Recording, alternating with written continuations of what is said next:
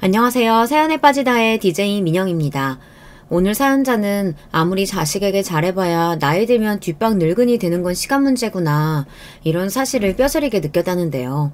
과연 어떤 사연인지 들어보겠습니다. 오늘도 두 가지 사연 준비되어 있는데요. 끝까지 들어주실 거죠? 그럼 오늘의 사연 바로 시작해볼게요. 구독과 좋아요 잊지 말고 꾹 눌러주세요. 안녕하세요. 저는 40대 여자입니다. 저는 못 모르는 20대에 결혼해서 지금까지 매일 시댁 눈치만 보면서 살다가 제 생각이나 의견이라고는 내본 적 없이 있는 듯 없는 듯 조용하게 살았습니다.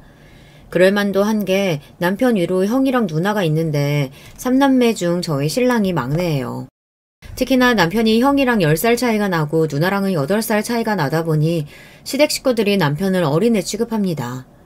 제가 제 입으로 이런 이야기하기 싫지만 시댁에서 막내 며느리인 저는 시댁에 있는 강아지보다도 서열이 낮아요. 제가 이런 이야기를 하면 남편은 아니라고 왜 그런 이야기를 하느냐고 하지만 제가 체감상 느끼는 시댁에서의 분위기는 그렇습니다. 남편과 마찬가지로 저도 친정에서 막내예요. 그런데도 시댁은 우리 집하고는 분위기 자체가 다릅니다. 저는 어릴 때부터 막내라서 오빠와 언니의 사랑을 듬뿍 받고 자랐어요. 부모님도 저라면 끔찍해 하셨고요. 그런데 시댁은 달랐습니다.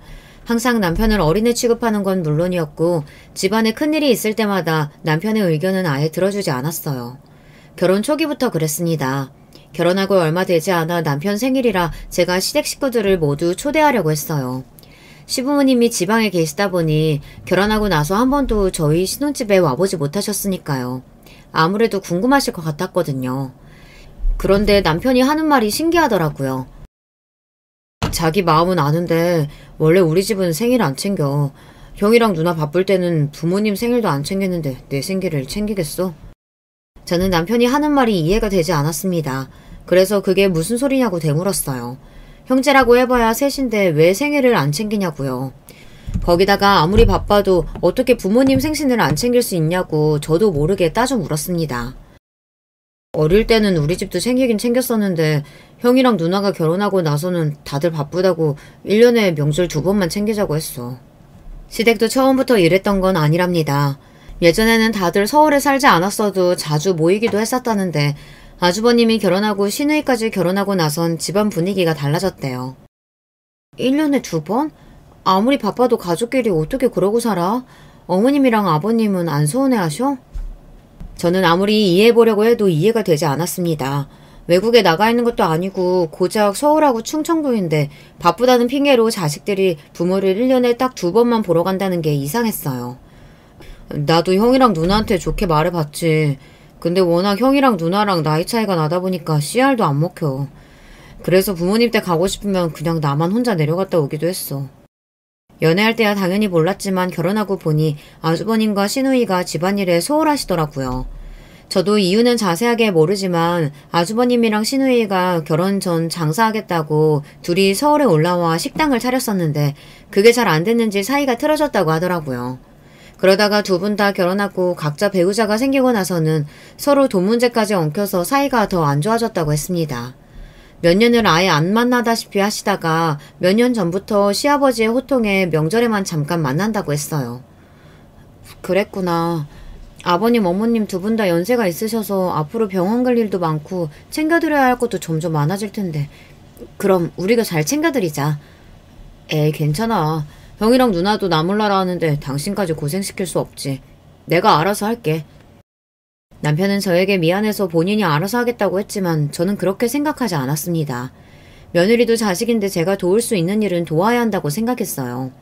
남들이 들으면 요즘 무슨 그런 며느리가 있냐고 하실 수도 있지만 저는 그게 옳다고 생각했어요.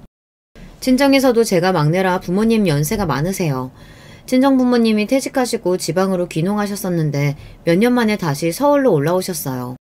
젊어서도 안 하던 농사일을 하려니 여기저기 아프기 시작해서 병원 갈 일이 자주 생겼는데 지방에 있으니 큰 병원에 다니려면 서울에 자주 올라와야 하더라고요.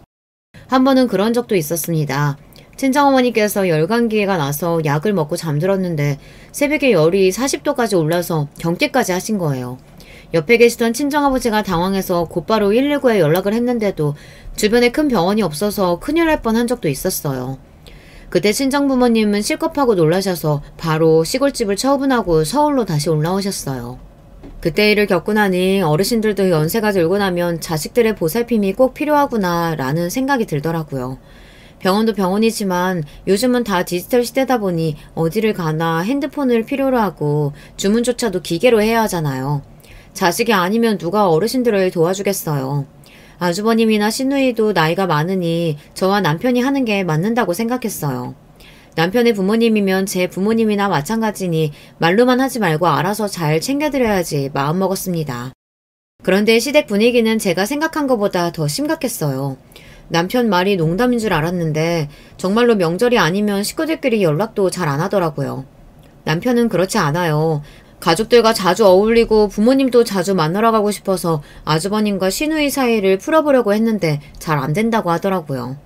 나이도 어리고 막내다 보니 남편이 아주버님이나 시누이에게 이야기를 해도 둘 다 듣지도 않을 뿐더러 시부모님도 자식들 사이가 돈 때문에 안 좋아지게 된 꼴을 보기 싫다고 와서 싸울 바에야 차라리 오지 말라고 하시나 보더라고요. 그랬으니 동생 생일 같은 건 당연히 관심이 없었죠. 저는 아무리 그래도 결혼하고 처음 맞이하는 남편 생일인데 이대로 넘어가기 아쉬워서 제가 따로 시누이에게 먼저 연락을 드렸습니다. 남편 생일 겸 집들이를 하려고 하는데 시간이 언제쯤 괜찮으신가 해서요. 그런데 시누이의 반응이 놀라웠습니다. 올케는 젊어서 그런가? 사는 게 마냥 신이 나는가 봐. 근데 어쩌지? 난 아니야. 이 나이까지 먹고 살겠다고 바등바등 아주 생일이고 뭐고 그런 거 챙길 여유 없어. 저는 집안에 새로 들어온 일원으로서 가족들과 가깝게 지내보려고 노력한 건데 뭔가 굉장히 잘못한 기분이 들었습니다. 그냥 가족들끼리 모여서 밥이나 한 끼 먹으려고 하는 거니까 아무 부담 갖지 마시고 편하게 놀러 오세요. 저는 한 번 더 용기를 가지고 시누이에게 이야기했습니다. 그런데 시누이는 오히려 그런 제가 답답하다는 듯 한숨을 몰아쉬었어요. 올케는 눈치도 참 없네. 나랑 오빠랑 사이 안 좋다는 얘기 못 들었어? 우리 동생 생일이라고 기분 좋게 마주 앉아서 밥 먹을 사이 아니니까 다시는 이런 일 가지고 연락하지 마. 시누이는 쓸데없는 일로 연락하지 말라고 단호하게 말했습니다. 저로서는 나름 용기 내서 한 이야기인데 바로 면박을 받아버리니 자존감이 확 무너져 버렸어요. 저는 곧바로 아주버님에게 전화하려다가 괜히 긴장돼서 동서인 형님에게 슬쩍 먼저 연락을 했습니다. 그리고 형님에게 남편 생일이라 시부모님이랑 가족들을 다 모아서 집에서 식사 한번 대접하고 싶다고 했어요. 그러자 형님께서 한숨을 한번 몰아쉬더니 머뭇거리다가 말을 꺼내시더라고요. 동서 마음 모르는 거 아닌데 괜한 일 하지 마. 이제 동서도 우리 식구니까 내가 하는 말이야. 우리 시댁 보통 집안 아니야. 동서야 아직 어리니까 형제끼리 돈 가지고 왜 그렇게들 바등바등 싸우나 싶겠지만 이게 다 아버님이 그렇게 만드신 거야. 돈도 많으시면서 매일 꽁꽁 싸매고 한 푼도 안 내놓으시니 자식들이 살기가 힘들어서 그러는 거지. 형님 말에 저는 더 혼란스러웠습니다. 형님이나 시누이나 저보다 나이도 10살이나 더 많고 결혼 생활도 훨씬 더 오래 하셨으니 당연히 제가 모르는 일이 있는 거겠지만 아무리 그래도 부모가 자식에게 돈을 안 준다고 해서 부모든 형제든 다 외면하고 사는 게 맞는 건가 싶더라고요. 결국 저는 아무런 소득도 없이 전화를 끊어야 했습니다. 저로서는 이대로 넘어가기 아쉬워서 남편 생일 전 주말에 충청도에 계시는 시부모님께 서울에 놀러 오시라고 했어요. 아주버님이나 시누이는 제가 무슨 말을 해도 만날 생각이 없으시니 시부모님만이라도 초대해서 시간을 보내려고요. 남편 생일은 즐겁게 잘 보냈습니다. 시부모님도 너무 좋아하셨어요. 특히나 시아버지께서 제가 준비한 식사도 맛있게 드시고 저에게 고맙다고까지 하셨습니다. 서울에 자식이 셋이나 있어도 서울 구경하기가 어려웠는데 우리 막내 며느리가 들어오니 내가 서울 구경도 하고 너무 좋네. 그러게 집도 너무 깨끗하게 잘 꾸며놨고 음식도 맛있다. 우리 아들이 무슨 복이 있어서 이렇게 예쁘고 싹싹한 아내를 얻었을꼬. 남편이 늦둥이다 보니 시부모님께서 연세가 많으세요. 그래서 그런지 남편보다 어린 저를 더 귀엽게 생각해 주시더라고요. 시부모님은 주말 내내 저와 남편과 서울에서 시간을 보내시고는 일요일 저녁 버스로 댁으로 돌아가셨습니다. 그런데 그날 늦은 저녁 생각지도 못한 전화를 받았습니다. 바로 시누이였어요. 시누이는 늦은 시간에 남편도 아닌 저에게 전화해서 어이없는 소리를 했습니다. 결국은 주말에 어머니 아버지 모시고 밥 먹었다며? 올케 그렇게 안 봤는데 사람이 참 영악하네. 올케가 그런다고 뭐라도 떨어질 것 같아? 우리 아버지 독한 양반이야. 이쁜 짓 좀 한다고 콩고물 같은 거 절대 없어. 신우이는 다짜고짜 전화해서 마치 제가 무슨 의도가 있어서 시부모님을 모시고 남편 생일 파티를 하기라도 한 것처럼 이야기하더군요. 저도 그날은 신우이의 무례함에 기분이 상해서 가만히 있을 수가 없었습니다. 형님은 무슨 말씀을 그렇게 하세요? 결혼하고 처음으로 시부모님 좀 집에 초대한 거 가지고 의도는 무슨 의도예요. 저 그런 거 절대 바라고 한 일 아니니까 오해하지 마세요. 결혼 전부터 시누이든 아주머님이든 다들 나이 차이가 많이 나다 보니 저도 어려워서 조심하느라 말도 잘 못하고 매일 우물쭈물했더니만 저를 바보로 알았나 봐요. 자기 마음대로 판단하고 한순간에 사람을 이상하게 만들더라고요. 올케, 자기 되게 웃긴다. 막내는 아버지랑 사이가 좋고 나랑 오빠는 부모님하고 대면대면 사니까 올케가 우리한테 함부로 해도 되는 것 같아? 형님, 제가 언제 그런 식으로 생각했다고 그러세요. 저는 누구보다 시댁 식구들하고 가깝게 지내고 싶어요. 동서가 뭔가 착각하는 것 같아서 내가 말하는 건데 나랑 오빠도 원래부터 아버지랑 이렇게 지냈던 거 아니야. 몇 년 전까지만 해도 우리 아들 우리 딸 하던 양반이라고. 그 놓친 애가. 암튼 나랑 오빠가 지금은 집안에서 찬밥 같아도 올케 하나 상대하는 건 일도 아니니까 괜한 머리 굴리지 말고 조심해. 내가 올케 똑똑히 지켜볼 거니까. 신우이는 자기 할 말만 툭 하고 전화를 끊어버렸습니다. 저는 왠지 모르게 뒤통수라도 한 대 얻어맞은 것처럼 기분이 찝찝하고 안 좋았어요. 그날 있었던 일을 남편에게 이야기했더니 남편도 어이없어 했습니다. 미안해 여보. 우리 누나가 형이랑 가게 접고 사이가 안 좋아지면서 아버지한테 미운 털이 단단히 박혀서 속상해서 그러는 거야. 이해 좀 해줘. 남편은 형이나 누나나 우리랑 세대도 다르고 생각하는 것도 달라서 그러는 거니 저에게 이해 좀 해달라고 했습니다. 저도 몰랐는데 알고 보니 남편이 시누이와는 연락도 자주 하고 가끔 따로 보기도 하는 것 같더라고요. 누나가 예민한 성격이라 자기가 힘든 건 아는데 형은 몰라도 내가 누나는 미워할 수가 없어. 나 어릴 때 부모님이 바쁘셔서 누나가 나 기저귀 갈고 밥 먹이고 다 했거든. 안 자고 울면 잠들 때까지 업어주고. 남편은 시누이와 어릴 때부터 정이 각별했대요. 시누이가 저에게 자꾸만 싫은 소리를 하는 게 시누이가 남편을 아끼고 걱정해서랍니다. 하지만 제 생각은 달랐습니다. 남편을 너무 쉽게 생각하는 것 같았어요. 본인이야 형제니 사이가 좋든 나쁘든 어려울 게 없어도 며느리인 제 입장에서는 불편할 일이 하나둘이 아니었어요. 저 나름대로는 시댁 식구들하고 잘 보내보려고 노력한다고 했는데도 그 뒤로도 시누이와는 썩 관계가 나아지지 않더라고요. 시누이와는 자주 만날 일이 많지 않다 보니 사이가 썩 좋지 않아도 문제가 없을 줄 알았는데 제가 생각한 것보다 시누이가 더 이상하더라고요. 사람 괴롭히는 방법도 참 여러 가지인 게 시누이는 툭하면 저에게 전화해서 아주버님이나 형님 욕을 하는 것도 모자라 명절이 다가오면 제게 전화해서 명절 계획 같은 걸 물었어요. 내가 생각해봤는데 이번 설에는 올케가 갈비랑 전 좀 해오는 게 어때? 엄마 연세도 많으신데 제사 지낸다고 몇 날 며칠 전부터 휘장 보고 음식 준비하시잖아. 큰 며느리라고 있어봐야 시댁 제사고 보고 신경도 안 쓰는데 막내 며느리인 올케라도 며느리 노릇해야지.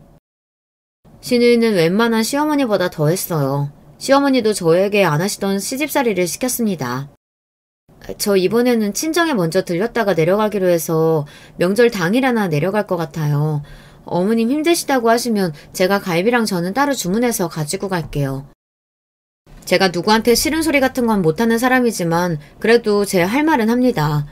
슈니가 정말로 시어머니를 걱정해서 같이 일찍 가서 음식 준비하자고 했으면 저도 아마 그렇게 했을 거예요.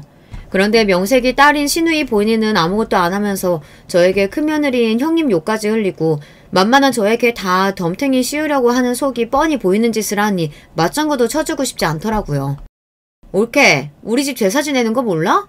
조상님들 드시는 제사상에 누가 불순하게 사온 음식을 올리니? 시누이는 갑자기 버럭 소리를 질렀습니다. 저희 친정도 제사 지내는데요. 몇 년 전부터 어머니가 너무 힘드시다고 따로 다 주문해서 하세요. 근데 집에서 기름냄새 풍기면서 힘들게 하는 것보다 훨씬 더 저렴하고 맛있더라고요. 제가 어머님께 따로 전화드려서 상의할 테니 형님은 걱정하지 마세요. 시누이에게 더는 잔소리 듣고 싶지 않아 말을 잘랐습니다. 시어머니와 제가 따로 통화해서 알아서 하겠다고 했어요. 그러자 제 말에 심통이 난 시누이가 목소리를 쫙 깔더군요. 이제는 하다하다 10살 넘게 어린 올케까지 날 무시하네. 두고 봐. 내가 가만히 있을 줄 알아? 형님, 저 절대 형님 기분 상하게 하려고 이러는 거 아니에요. 형님이 자꾸 말도 안 되는 거 가지고 꼬투리를 잡으시니까. 신우이는 겪으면 겪을수록 자격지심이 심한 사람이었습니다. 제가 잘못한 것도 없는데 신우이는 제가 무슨 말만 하면 무시한다, 두고 봐라, 지켜보겠다 경고했어요. 우리 착한 막내가 결혼하더니 누나한테 연락도 안 하고 신경도 안 쓴다 했더니만 이제 보니까 올케가 다 뒤에서 조정하고 있었던 거구나. 사람이 미쳐서 팔딱팔딱 뛰겠다는 게 바로 이런 기분을 두고 하는 말이더군요. 결혼하고 신우이 얼굴을 직접 보고 대화한 건 손에 꼽힐 정도였는데 툭하면 전화해서 본인 스트레스를 괜히 저한테 풀어대니 정말 못 살겠다는 소리가 나오더군요. 이래서 내가 결혼하겠다고 처음 집에 데려왔을 때부터 마음에 안 든다고 한 거야. 자고로 여자가 조신하게 입이 무거워야 하는데 어른들이 말하면 한마디도 안 주고 꼬박꼬박 말대꾸를 하니 아휴, 우리 엄마는 어쩜 이렇게 며느리 복이 하나도 없을까.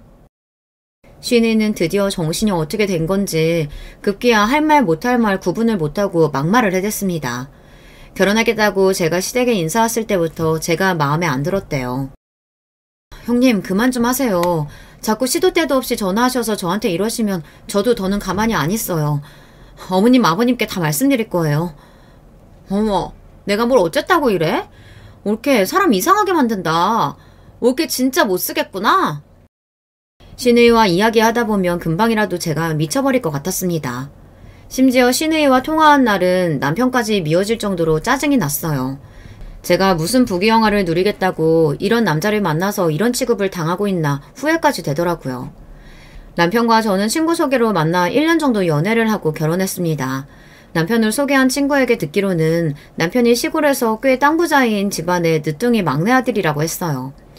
사람이 있는 집에서 곱게 자란 부잣집 도련님 같기도 하다고요. 저도 속물인 게 그 말에 홀떡 넘어가 소개팅을 하기도 전부터 남편이 마음에 들었습니다. 그런데 주선자가 했던 말이 다 맞았어요.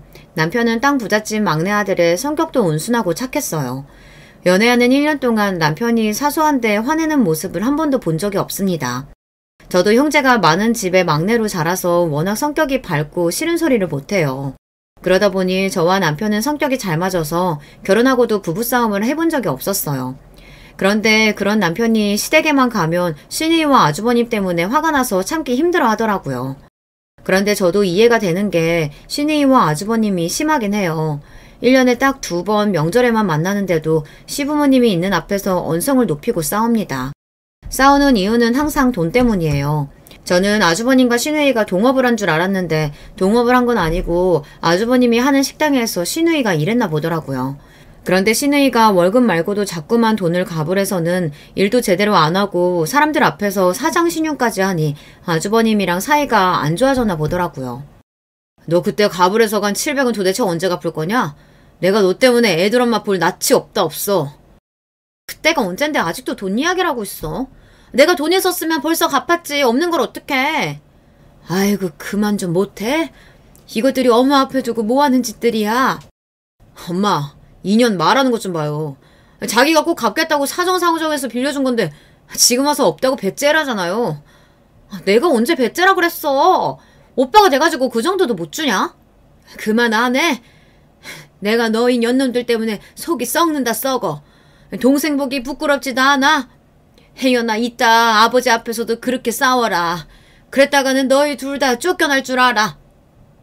아버지가 돈 좀 달라고 했을 때 척척 줬어봐. 형제들이 그깟 700만원 때문에 이 난리를 피우겠어? 뭐? 이게 뚫린 입이라고 함부로 말하는 것 좀 봐. 너희 아버지가 돈을 안 줬어? 너희들이 주는 족족 다 날리고 쓸데없는 데다가 쓰니까 다시는 안 주겠다고 한 거 아니야?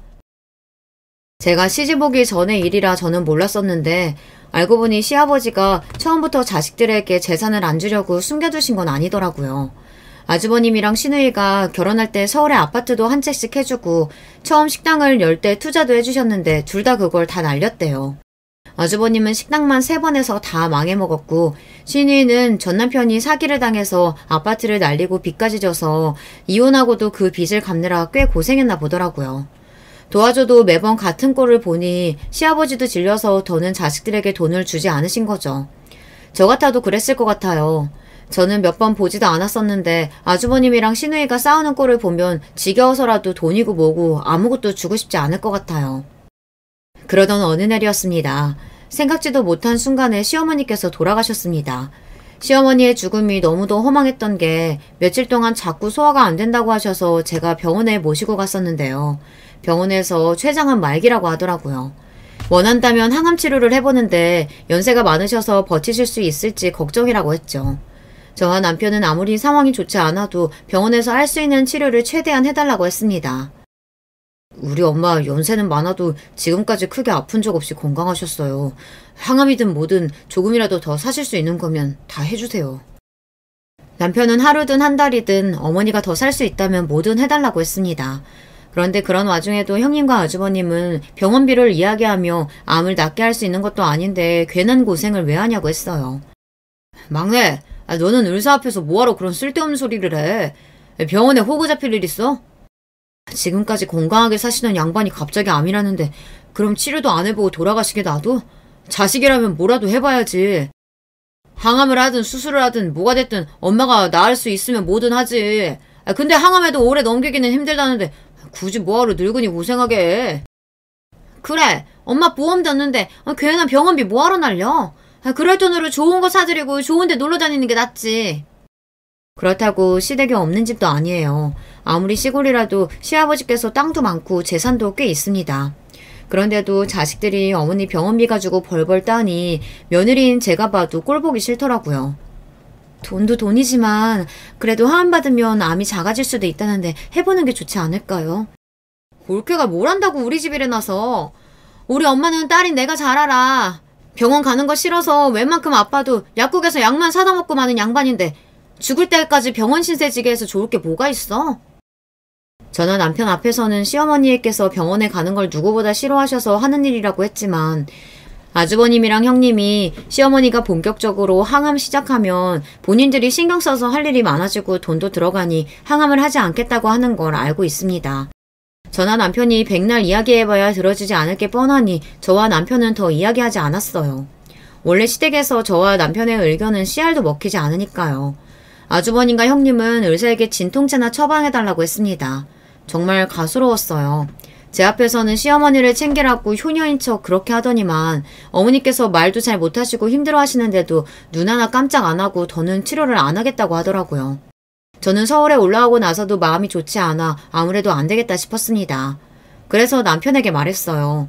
우리가 서울로 모시고 와서 항암 받게 해드리자고요. 남편도 내내 마음에 걸렸는지 그렇게 하자고 했습니다.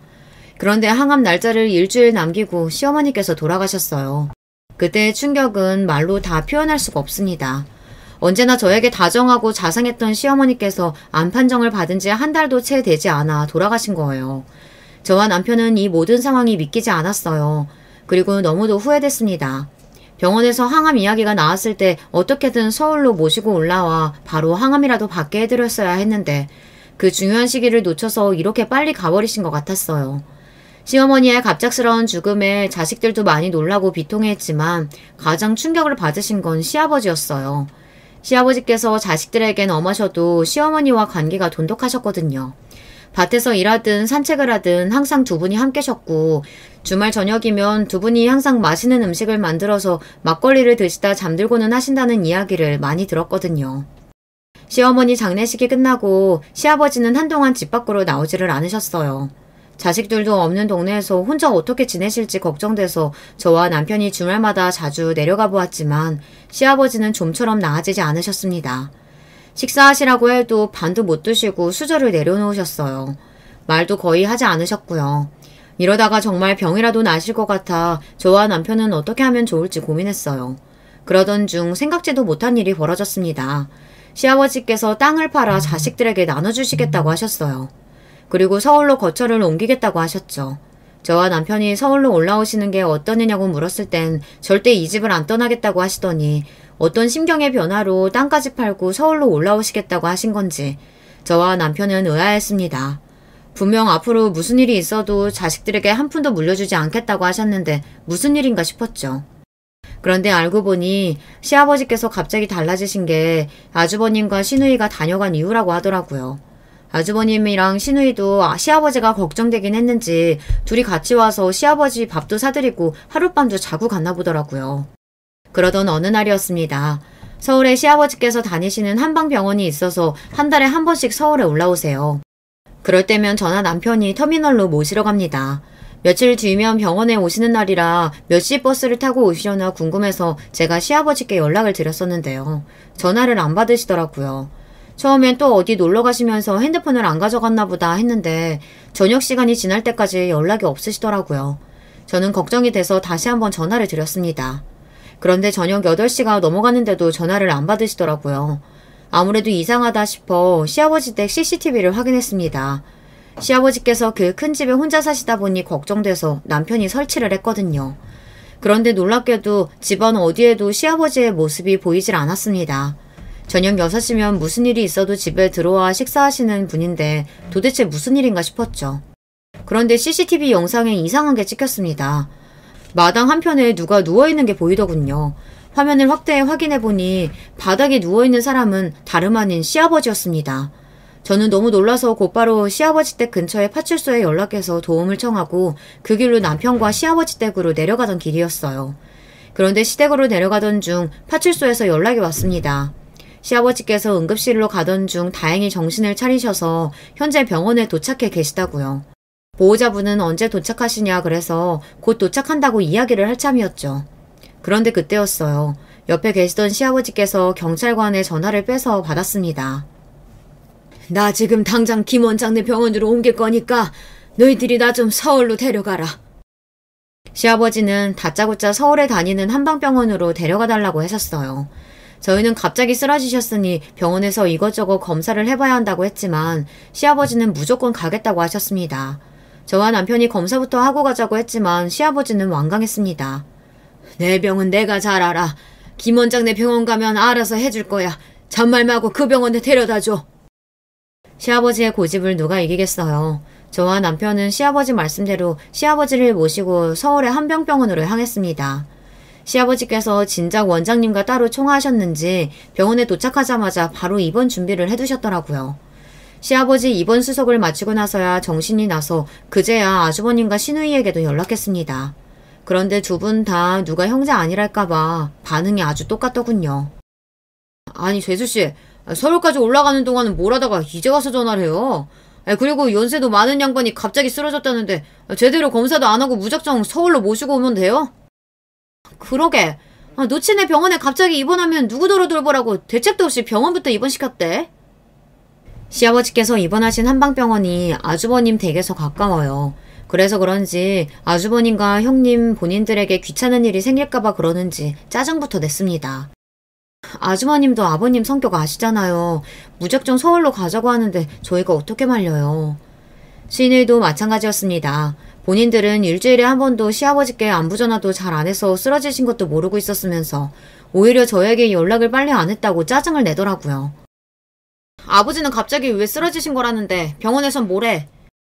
아버지께서 우리 걱정할까봐 말을 안 하셨는데 얼마 전부터 자꾸 손이 떨리고 머리도 어지럽고 앉았다 일어날 때 다리에 힘도 잘 안 들어가셔서 병원에서 검사하셨대요. 그런데 병원에서 뇌졸중 증상이 있다고 했다나 봐요.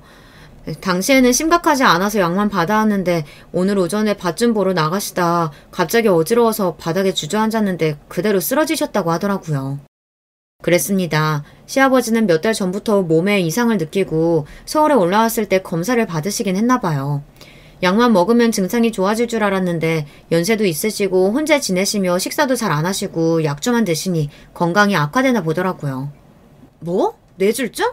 어머, 우리 아버지 어떡해? 올케는 매일 아버지 모시고 병원 다니면서 그렇게 생색을 내더니 우리 아버지 아픈 것도 몰랐던 거야? 또 시작이었습니다.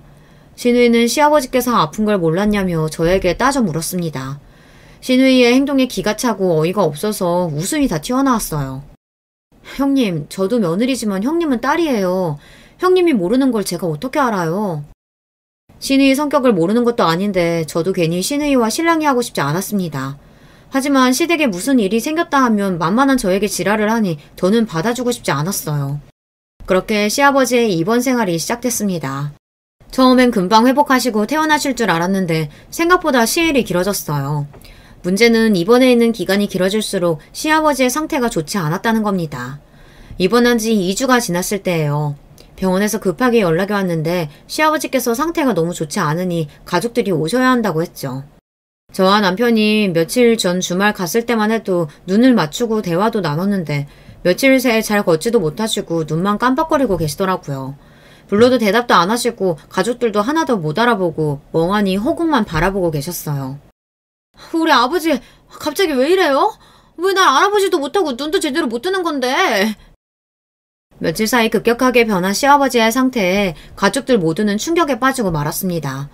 병원에 입원할 때까지만 해도 말씀도 하시고 가족들에게도 말도 했었는데 며칠 사이 눈도 잘 못 뜨는 건 물론이고 자식들 얼굴도 알아보지 못했어요. 중풍도 중풍인데 뇌경색 증상도 있고 환자분 연세도 있어서 그런지 진행이 빠르네요. 증상이 빠르다뇨? 그러면 아버지 이러시는 게 일시적인 게 아니라 앞으로 더 심해질 거란 얘기예요? 네, 지난 2주 동안 여러 가지 치료를 진행했는데 효과가 거의 미비하다고 보셔야 돼요. 아마 환자분은 빠른 시일 내에 누워만 계시게 될 겁니다. 연세가 많으셔서 더 이상의 치료는 의미가 없을 거라는 원장 선생님의 극단적인 이야기에 남편은 어지러운지 몸을 비틀거렸습니다. 남편의 그런 모습을 처음 본 저도 놀라서 얼른 남편을 부축했어요. 원장님, 저희 아버지 잘 아시잖아요. 갑자기 이렇게 쓰러지실 분이 아니에요. 제발 좀 도와주세요. 남편은 인정할 수 없다며 원장에게 도와달라고 애원했습니다. 저도 잘 알죠. 이 연세까지 운동도 열심히 하시면서 관리 잘 하신 거예요. 하지만 저도 더는 할 수 있는 일이 없네요. 죄송합니다. 바로 얼마 전까지만 해도 시아버지는 80이 넘은 연세에도 새벽이면 일어나서 동네 한 바퀴 산책하시고 가까운 거리는 자전거를 타고 다니실 정도로 건강하셨어요. 그랬던 분이 하루아침에 저렇게 달라지시니 가족들 모두가 당황스러웠습니다. 남편이 끝까지 원장 선생님에게 방법이 없냐고 조르자 몸에 자극을 주는 도수치료는 계속 받을 수 있는데 아마 크게 효과는 없을 거라고 했어요. 그거라도 해주세요. 아버지 전처럼은 아니더라도 자식들 이름은 부를 수 있게 해주실 수 있잖아요. 눈물까지 흘리며 어쩔 줄 몰라 하는 남편을 저는 애써 위로했습니다. 시어머니께서 돌아가셨을 때도 남편은 실신할 정도로 충격을 받았었어요.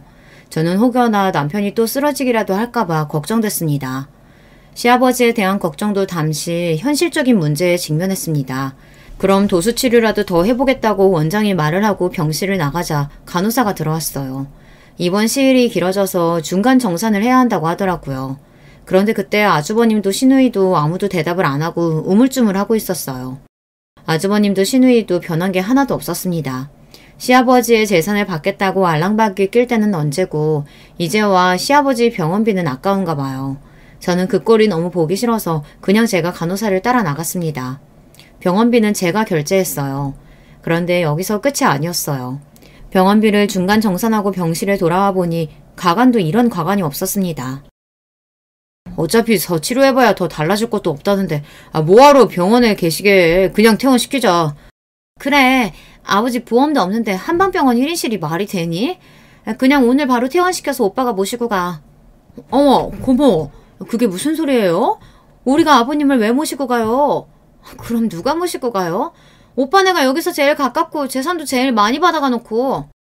많이 받기는 너랑 나랑 그래봐야 얼마 차이 나지도 않는데 그게 말이 되냐? 그리고 너 김 원장이 하는 소리 못 들었어? 앞으로 누워서만 생활하게 되실 거라는데 집에 어떻게 데려가? 당장 요양원부터 알아봐야지. 하긴 앞으로 가만히 누워서 똥만 싸고 먹기만 할 텐데 요양원이 딱이긴 하지. 병실에 시아버지께서 버젓이 누워 계신 앞에서 아주버님은 무조건 요양원에 보내겠다는 말을 했어요. 저는 순간 온몸에 소름이 돋는 것 같더군요. 바로 얼마 전까지 시아버지께서 가지고 계신 땅을 물려받겠다고 알랑방귀 낄 때는 언제고 시아버지께서 정신마저 온전치 않다고 하자마자 곧바로 태도가 달라지더군요. 병실 좁고 냄새나서 답답해 죽겠어. 도대체 언제까지 여기서 이야기할 거야? 어차피 요양원 알아보기로 결정 다 한 거니까 그만 집에 좀 가자. 그래. 간병인도 있는데 우리가 여기서 백날 이야기해봐야 뭐해. 나랑 애들 엄마가 바로 요양원 알아보고 비용 이야기해 줄 테니까 다음 달부터 알아서들 3분의 1씩 다 내. 어머, 이게 다 무슨 소리야? 오빠가 장남이라고 땅은 제일 많이 받아갔잖아. 그럼 당연히 요양원비는 오빠가 내야지. 뭐? 너 드디어 정신이 나갔냐? 땅은 나만 받았어?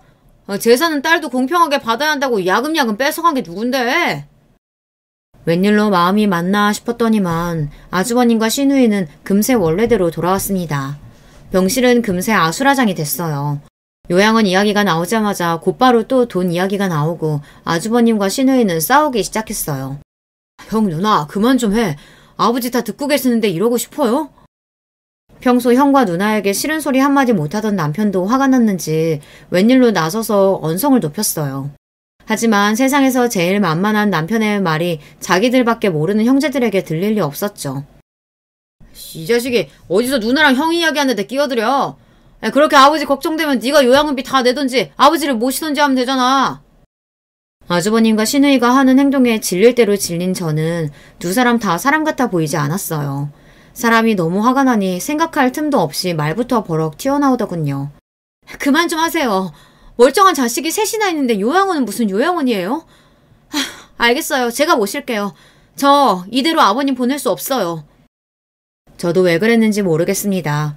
바짝 마른 몸으로 눈도 못 뜨고 병실에 누워 계신 시아버지의 모습을 보는데 도저히 발이 떨어지지 않더라고요.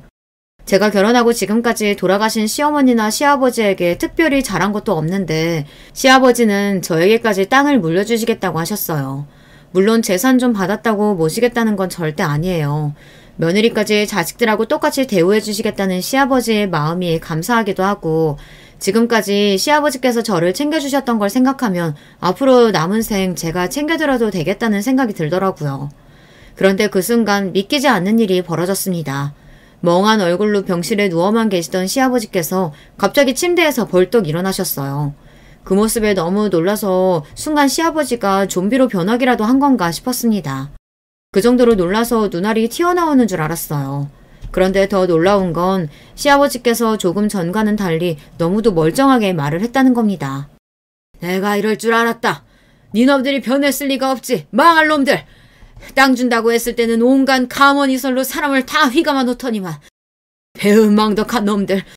감히 나한테 거짓말까지 해? 아버지, 분명 준풍이라고 했는데 어떻게 이렇게 멀쩡하세요? 지금 이 상황에 내가 멀쩡한 게 문제냐? 이 자식아! 막내가 내 땅 노리고 잘하는 거라고 애미가 뒤에서 다 조정하는 거라고 하더니만 그래, 내가 애초에 믿지도 않았어. 시아버지의 행동에 저와 남편은 둘 다 눈이 휘둥그레져서 말문이 턱 막혔습니다. 시아버지는 멀쩡해도 너무 멀쩡했어요. 어찌됐든 다 떠나서 너무 다행이다 싶었습니다. 그때였습니다. 너무도 멀쩡하게 저에게 다가온 시아버지께서 저와 남편의 손을 지그시 잡았어요. 저 년놈들이 헛소리해서 하마터면 내가 깜빡 속을 뻔했지 뭐냐. 고맙다 우리 아들 우리 며느리. 이제 나한텐 너희뿐이다. 저는 도대체 이게 다 무슨 일인가 싶었어요. 그런데 알고 보니 시아버지께서 다 꾸민 일이라네요. 알고 보니 시아버지께서 갑자기 서울에 올라오겠다고 하신 게 아주버님과 시누이의 작품이었더군요. 시어머니께서 돌아가시고 나서 장례식장에서부터 아주버님이랑 시어머니가 둘이 짝짝꿍을 하더니만 어느새 다시 가까워져서는 같이 식당을 다시 하려나 했나 봐요. 그것도 이번엔 아주 작정하고 크게 말이죠.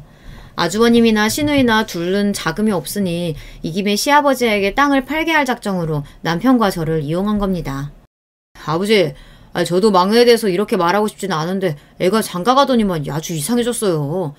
제가 괜히 분란 만드는 것 같아서 차마 말씀 못 드렸는데 어머니 돌아가시기 전에 병원에서 항암하면 어머니 좀 더 사실 수 있다고 했는데도 그걸 글쎄 우리한테도 일절 이야기 안 하고 더 방법 없다고 그냥 약만 드시게 한 거더라니까요.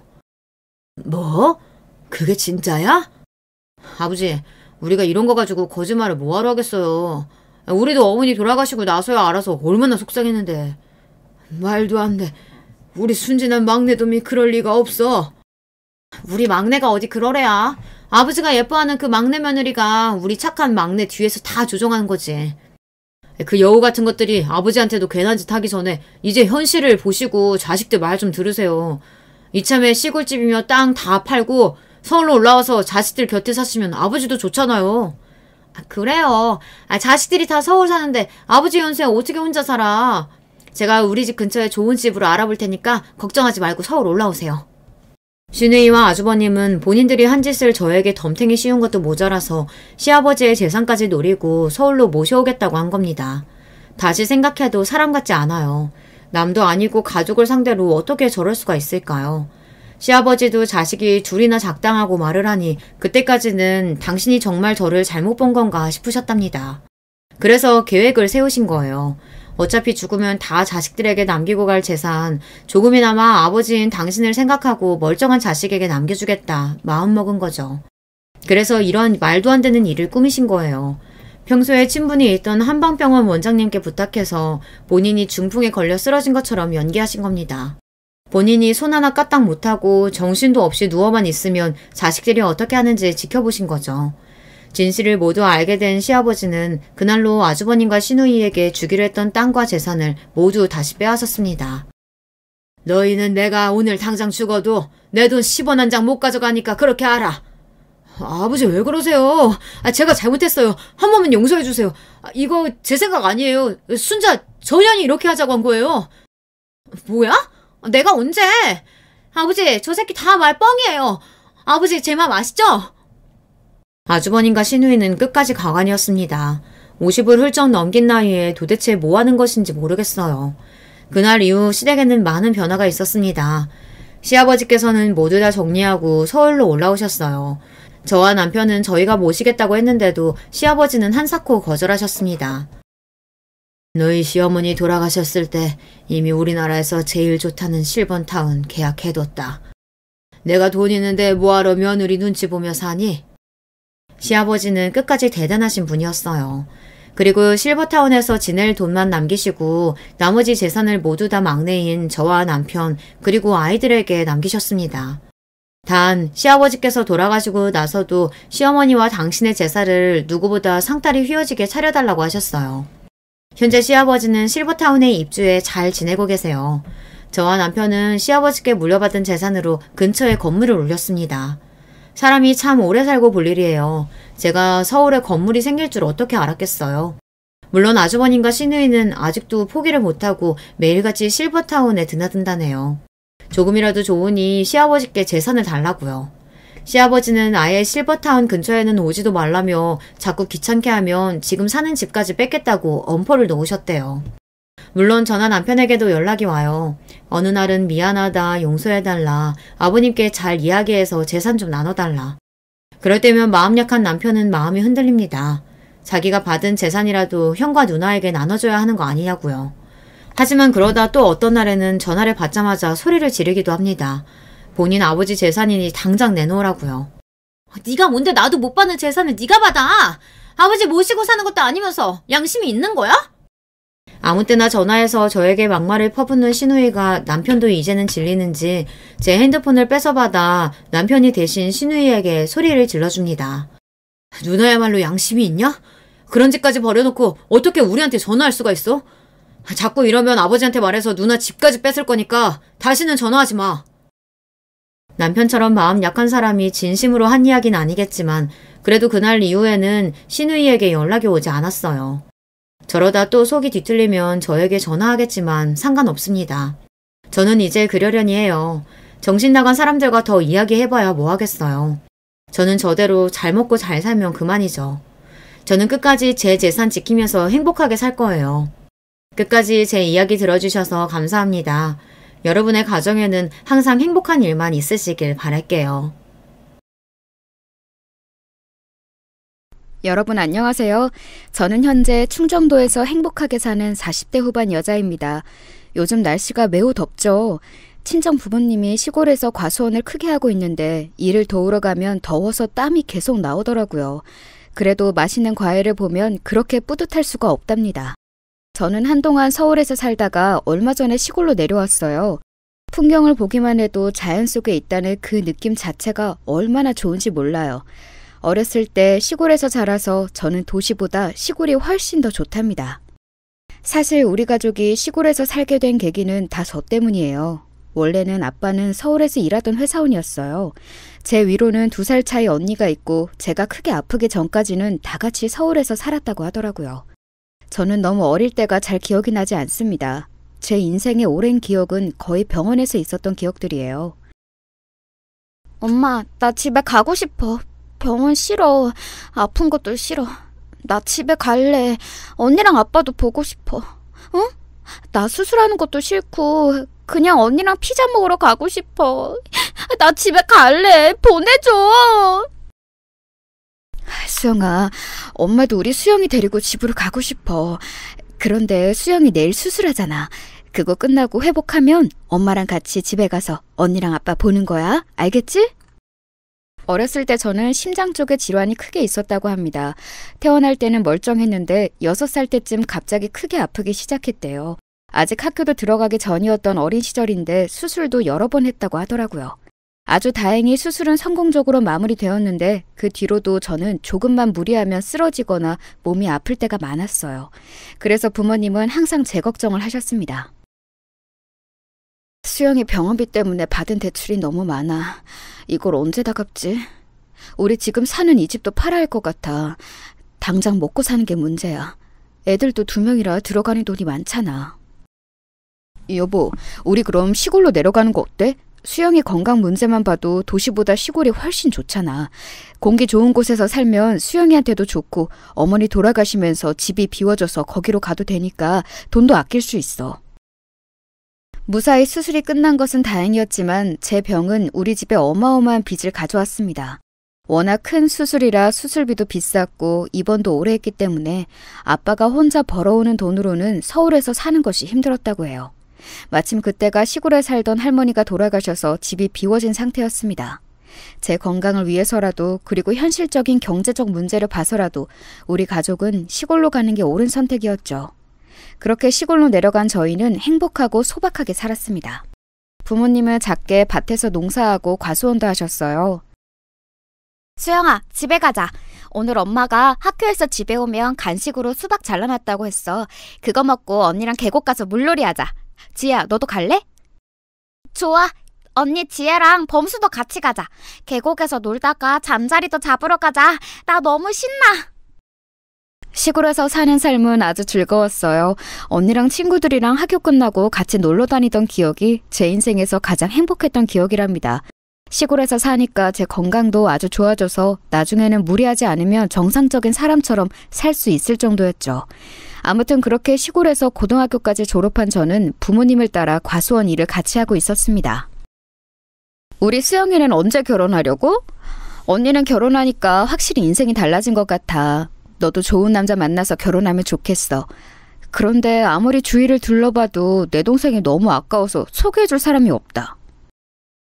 때가 되면 하겠지. 근데 언니, 나는 결혼 생각이 없어. 내 몸 하나 건사하기도 이렇게 힘든데 어떻게 결혼해? 결혼하면 시댁 식구들도 챙겨야 하잖아. 또 아이를 과연 내가 낳을 수 있을까? 요즘은 의학 기술이 워낙 발달해서 괜찮지 않을까? 수영이 너 그래도 우리가 시골로 와서 건강도 많이 좋아졌잖아. 결혼해서도 시골에서 살면 되겠네. 언니, 누가 요즘 마누라 따라서 처가에서 사냐? 웃겨 진짜. 아유, 됐어. 나는 결혼 안 할래. 몸도 아픈데 이런 나랑 누가 결혼하겠어? 그냥 내가 부모님 모시고 평생 살게. 언니는 똑똑해서 서울로 대학을 가서 거기서 형부를 만나 결혼했어요. 다정하고 성실한 형부를 부모님도 많이 좋아했습니다. 문제는 바로 저였어요. 몸이 아무리 좋아졌다고 해도 그건 어디까지나 제 기준이었습니다. 많이 봐줘야 정상인 수준이었고 조금만 무리해도 얼굴색 자체가 변했거든요. 부모님 농사와 과수원 일을 돕다 쓰러진 날도 아주 많았습니다. 그래서 부모님은 오히려 제가 결혼해서 집에 있는 것을 원하셨어요. 수영아, 엄마가 선자리 알아왔어. 여기 나가봐. 저쪽 마을 은행 다니는 사람 아들인데 괜찮대. 키가 조금 작고 못생기긴 했는데 그래도 사람의 된데미가 중요하잖아. 알지? 아유, 나는 결혼 안 해도 된다니까. 그냥 이렇게 엄마랑 아빠랑 평생 살 거니까 그런 줄 알아. 엄마는 내가 평생 모시고 산다고 해도 왜 싫대? 웃겨. 필요 없다고 했지. 엄마랑 아빠가 너보다 더 튼튼하고 사진 멀쩡한데 뭘 모셔? 그냥 평범하게 결혼해서 가정주부를 살아. 응? 엄마는 네가 평온한 인생을 살길 바란다고. 부모님은 계속해서 선자리를 들고 오셨는데 저는 결혼하고 싶은 마음이 들지 않았습니다. 그래서 그렇게 몇 년을 거절하고 혼자 살았는데 그런 제가 결혼까지 하게 된 사건이 발생했습니다. 언니를 보러 서울에 갔다가 길을 잃었는데 어떤 남자 한 명이 제가 터미널까지 갈 수 있게 도와주었어요. 아, 여기로 가세요? 이 지역이 마침 우리 엄마 고향이라 저도 알거든요. 이렇게 보니 반갑네요. 이것도 인연인데 우리 커피라도 한 잔 마실래요? 아, 네, 좋아요. 이 지역이 작아서 아는 사람도 별로 없는데 진짜 신기하네요. 아, 제 이름은 박수영이에요. 성함이 어떻게 되세요? 저는 지금 부모님 일을 돕고 있어요. 저는 김민석입니다. 서울에 있는 회사에서 사무직으로 일하고 있어요. 만나서 반갑습니다. 알고 봤더니 그 남자의 어머니 고향이 제가 살던 동네였어요. 그렇게 마주 앉아 얘기하는데 시간 가는 줄 모르겠더라고요. 평생 결혼하지 않을 거라고 떠벌리고 다녔던 저는 결국 이 남자와 사랑에 빠져 결혼까지 단번에 하게 되었습니다. 엄마는 수영이 네가 결혼한다니까 너무 행복해. 원래 이렇게 결혼 안 한다고 하는 애들이 먼저 간다니까. 우리 두 딸이 드디어 다 결혼하다니 이제 죽어도 여한이 없어.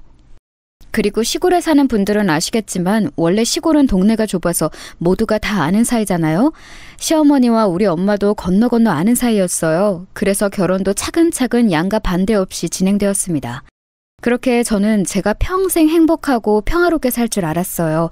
그런데 막상 결혼하니 완전히 반대였습니다. 남편은 삼형제 중 장남이었고 2명의 동생들은 이미 결혼한 상태였어요. 처음에는 남편이 겉모습도 멀쩡하고 직업도 사무직이라 안정적인데 왜 결혼하지 않았는지 의문이었습니다. 그런데 결혼하고 나니 그 이유를 알게 되었어요. 여보, 우리 부모님께 전화했어? 내가 안부 인사는 꼭 했으면 좋겠다고 했잖아. 결혼했으니까 사람의 도리는 해야지. 며느리가 먼저 전화하면 얼마나 시부모님이 좋아하시겠어. 안 그래? 그 이유는 바로 남편은 아주 지독한 효자였습니다. 결혼 전에도 부모님을 많이 챙기는 것은 알고 있었는데 이 정도일 줄은 몰랐어요. 남편은 안부 전화를 할 거면 본인이 하던가 꼭 저를 시키더라고요. 네, 어머님. 아, 그러셨구나. 네. 아, 맞아요. 우리 친정엄마도 그 소리 하더라고요. 어쩔 수 없는 현상 같아요. 네. 그럼 이번 주 주말에 남편하고 같이 찾아뵐게요. 네. 문제는 시어머니 전화를 한 번 하면 무조건 최소 1시간은 넘어갔다는 사실이에요. 전화를 끊으려고 하며 자꾸 다른 소리를 하셨습니다. 그러니 한 번 전화하면 저는 전화기를 붙들고 있어야 했어요. 제가 아무리 전업주부여도 집안일이 할 게 많은데 이런 식으로 시간을 뺏기니 곤란했습니다. 딱히 저에게 시집살이 하는 것은 없었는데 이런 점이 저를 힘들게 했어요. 이것도 뭐 참으라면 참을 수가 있었는데 문제는 동서들이었습니다. 저는 언니가 있어서 여자들과 지내는 게 오히려 남자들하고 지내는 것보다 훨씬 편했거든요. 그래서 내심 동서가 2명이나 있으니 며느리들끼리 잘 지내고 싶은 마음이 있었어요. 그런데 동서들은 이미 둘이 너무 친한 사이라 제가 끼어들기 힘들었습니다. 형님, 우리 시댁은 제사가 1년에 10번이에요. 원래 15번이었는데 저랑 동서랑 얘기해서 줄인 거니까 저희한테 고마워하셔야 해요. 아, 그리고 명절이나 제사 때는 전날에 미리 와서 음식 준비하는 게 이 집안 규칙이니까 미리 알고 계세요? 음식을 우리가 준비하는 거예요? 요즘은 다 사다 먹는다고 하던데. 그렇구나. 제가 시골에서 올라와서 잘 모르니까 많이 알려주세요. 서울은 아주 어릴 때만 살았거든요. 시골 출신이라는 말은 저희도 들었어요. 저랑 작은 형님은 서울 토박이라 큰 형님이 참 신기해요. 시골에도 햄버거랑 피자 팔아요? 저는 살면서 서울을 벗어난 적이 없거든요. 시골에서는 진짜 주식이 감자랑 고구마예요? 우리 나중에 아이들 데리고 형님네 집으로 가도 되는 거죠? 애들 농촌 체험학습 어디로 갈까 했는데 형님네 집으로 가면 딱 좋겠네요. 아, 네, 오세요. 마침 우리 집이 농사도 짓고 과수원도 해서 아이들 오면 놀 거 많을 거예요. 언제든지 환영이에요. 동서들은 둘 다 서울 토박이었는데 은근히 저를 시골 출신이라고 무시하는 모습도 있었어요. 느낌상 우리 친정이 되게 가난하다고 생각하는 것 같더라고요. 그러는 본인들도 그렇게 여유롭게 사는 편은 아니었어요. 아무튼 결혼 생활이 제가 생각한 것과는 매우 달랐습니다. 그래도 친언니도 서울에 거주하니 그나마 다행이었어요. 문제는 여기서 또 발생했습니다. 당신 또 처형집에 갔다 왔어? 일주일에 도대체 몇 번을 가는 거야? 내가 그렇게 우리 집에 가자고 할 때는 피곤하다고 하더니 처형집은 왜 이렇게 자주 가? 언니가 나 기력 보충하라고 백숙 먹으러 오라고 해서 다녀왔어. 당신 것도 챙겨줘서 그거 들고 오느라 힘들었어. 시댁도 일주일에 한 번은 가잖아. 처형 집에 갈 시간에 우리 부모님 얼굴도 보고 와. 우리 엄마도 당신 먹으라고 반찬 많이 챙겨주잖아. 이런 시어머니 또 없다? 알겠어. 내가 시댁에 자주 가는 것처럼 당신도 우리 친정에 얼굴 비추고 그래. 매번 나만 효도를 하는 것 같잖아. 우리 부모님도 당신 얼굴 보고 싶다고 하더라. 나는 일하느라 바쁘잖아. 그리고 나도 당연히 처가 가고 싶지. 그런데 현실적으로 거리도 멀고 가려면 시간을 내야 하니까 그런 거잖아. 당신은 왜 매번 내가 우리 집 얘기를 꺼내면 그렇게 친정 얘기를 해? 사람 답답하게. 답답한 게 아니라... 됐다. 아니야, 내가 말을 잘못했네. 싸우지 말자. 다음에 내가 시댁에 가서 얼굴 비추고 올게. 연락도 서로 자주 하는 걸로 하자. 남편은 제가 언니네 집에 다녀오면 자꾸 시댁에도 방문하라고 했어요. 결혼한 며느리인 사연자분들은 제 마음을 이해하실 거예요. 제가 친언니 집에 가는 거랑 시댁에 혼자 가는 거랑 이게 어떻게 같을 수가 있나요? 그런데 남편과 시댁이나 친정 얘기를 시작하면 결론은 싸움으로 가는 대화가 아주 많았어요. 그러다 보니 자연스럽게 싸우기 싫어서 그냥 넘어가게 되더라고요. 이러다 사건이 하나 발생하게 되었습니다. 시부모님은 딱히 저를 못살게 군다거나 대놓고 싫은 소리를 하는 분들은 아니라고 했잖아요. 그런데 명절이나 제사는 꼭 챙기는 분들이었어요. 그래서 그런 행사가 있으면 미리 가서 음식을 해야 했습니다. 문제는 제가 몸이 건강한 편이 아니라 종일 음식을 하면 너무 힘들었어요. 여보, 나 진통제를 먹어야 할 것 같아. 지금 머리가 핑핑 돈다. 내가 조금 무리하면 이러더라고. 아무래도 아까 부엌에서 환기가 잘 안 되는데 계속 요리하느라 신경 써서 그런가 봐. 그래? 알겠어. 자, 여기. 우리 집이 명절이랑 제사를 유독 중요하게 여겨서 그래. 당신이 이해해줘. 그래도 이렇게 끝나면 우리 먹을 음식도 챙기고 좋잖아. 그렇지? 워낙 준비해야 하는 음식의 종류가 많아서 나중에는 명절이나 제사가 다가오면 일주일 전부터 머리가 아프기 시작했어요. 한 달에 한 번은 꼭 모여야 해서 편두통을 달고 살았습니다. 그래도 저는 결혼했으니 며느리 도리로 군말 없이 참여했어요. 그런데 어느 날 부모님이 과수원 일이 갑자기 잘 되면서 일손이 부족하다고 연락이 왔습니다. 그래서 남편에게 같이 일을 도우러 가자고 했더니 뭐라고 했는지 아세요? 거기까지 언제 내려가? 내가 일이 바쁜 거 알잖아. 나도 당연히 돕고 싶어. 그런데 내가 내려가서 일 돕고 올라오면 나는 언제 쉬어? 뭐? 당신 말 진짜 섭섭하게 한다.